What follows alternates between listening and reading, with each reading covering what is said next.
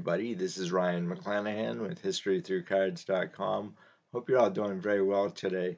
So, a while ago, I picked up a really neat card that I've been looking for a while, and just one was not available, and all of a sudden, the right price, the right time, the right place came along for me to pick up this particular card.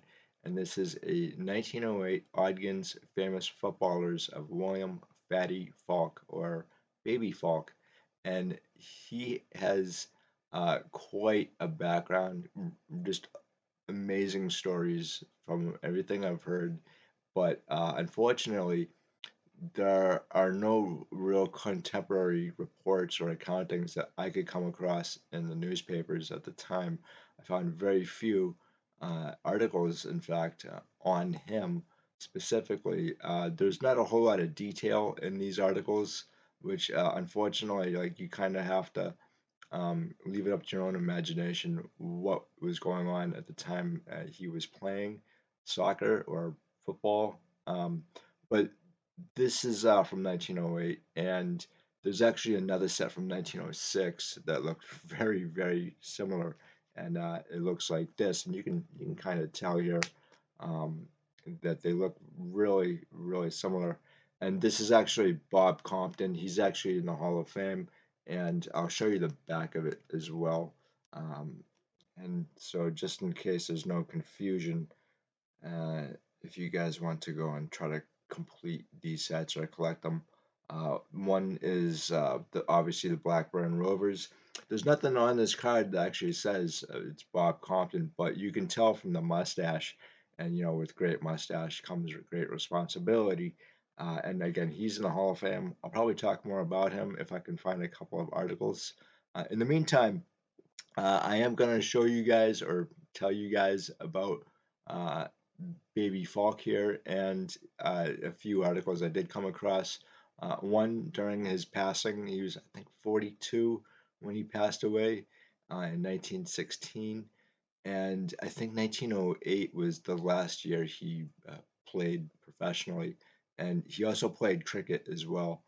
And so I'm going to talk to you a little bit about his Irish sports page and then another report from like 1932 as well. And I really enjoy collecting vintage soccer and vintage cricket just because they're kind of a nice getaway from your average baseball or hockey or golf or any major sport. And look, I know these are major sports, but they're not really collected all that much in the hobby, and they're still right now kind of trickling into the United States. These are British cards, and they're not really seen here.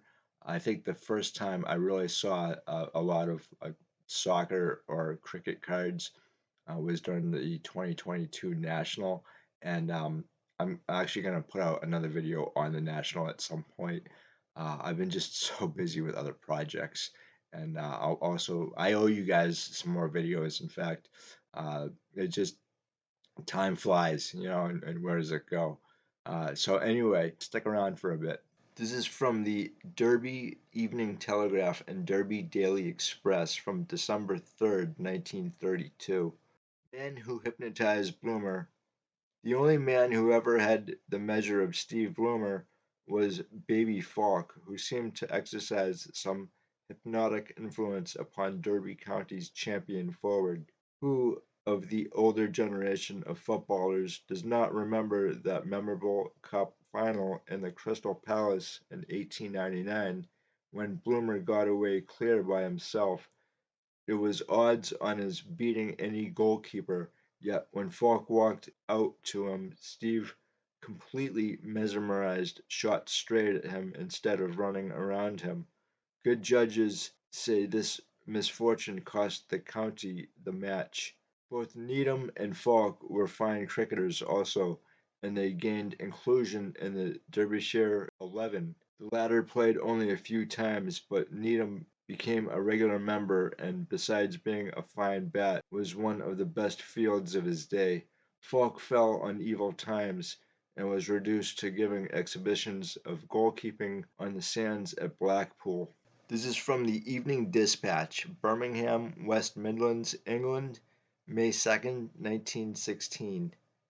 William Foulke, death of Sheffield United's great goalkeeper. William Foulke, the old Sheffield United goalkeeper, died in a private nursing home at Sheffield yesterday. The deceased, who was 42 years of age, was concerned with most of the notable events associated with the United Club, and particularly in their victories in the FA Cup in 1899 and 1902, years when they defeated Derby County 4-1 and Southampton 2-1 respectively. He collaborated with Thickett and Boyle in a brilliant defense, which has probably never been equaled in the history of the United Club. His clever deeds between the posts first attracted the attention of the international selectors in 1897, and he was capped for England against Wales, the match taking place at Bramall Lane, Foulke keeping his goal intact, England winning by 4 goals to 0. He also played for the league against the Scottish League in the seasons of 1898 and 1900, whilst he was one of the players who helped United to win the league championship in 1897-98. He possessed 3 cup final medals, for he appeared against Tottenham when the Spurs won the cup after a drawn game. Foulke joined Chelsea on the formation of the West London Club and at once became the idol of Southern enthusiasts. His burly form amassed the huge crowds who assembled at Stamford Bridge, and the ability with which he guarded the goal astonished and delighted them. Foulke always referred to his connection with the London club as providing him with some of the happiest days of his football career. The good humor and geniality of Foulke made him a favorite with thousands. He was a typical Sheffielder, and in later years he was a familiar figure at Blackpool, where he added to his income on the foreshore, conducting a goal-kicking entertainment. He stood 6 feet 2, and when fit, he scaled over 19 stone. I've heard a few stories about Baby Foulke here, or Fatty Foulke, and a lot of them kind of had to do with him grabbing opposing players and throwing them into the net, which I think is wild. Again, there's a few inconsistencies with his height and his weight, but most say that he was between 6'2" and 6'4", and he weighed about what they say 19 stones. So that's about 400 pounds, I think. And that's kind of maybe a little consistent during the latter part of his career, but he was a big dude. I wouldn't want to mess with this guy. Even on the opposing side, just trying to go up against him would have been a nightmare. But there are a lot of stories. I'm not sure how many of them are actually accurate. I think maybe over time they kind of they kind of turn into the telephone game, if you guys know what that is.